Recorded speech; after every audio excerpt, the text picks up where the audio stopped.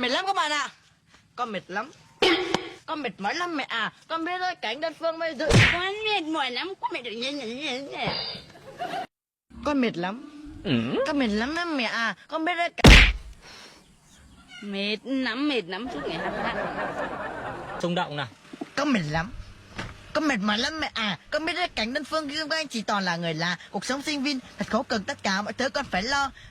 Sống xa nhà còn là mình đã quên lời. Ok. Tao con trai tao thổi nữa nào. Con mệt lắm. Con mệt mỏi lắm mẹ à. Con biết cái cảnh đơn phương chỉ toàn là người lạ. Con biết đấy, cảnh đơn phương bây giờ chỉ toàn là người.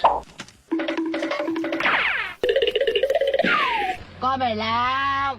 Con mệt mỏi lắm mẹ à. Con thấy cái cảnh đơn phương xung quanh bây giờ chỉ toàn là người lạ. Cuộc sống sinh viên toàn có cùng, tất cả mọi thứ con phải. Con mệt lắm. Ăn cái cây em dài muốn. Mày mệt mỏi lắm mẹ à. Con cái cảnh anh Thái cứ bắt ăn mì cay dưới liều chạy. Con mệt mỏi lắm mẹ à.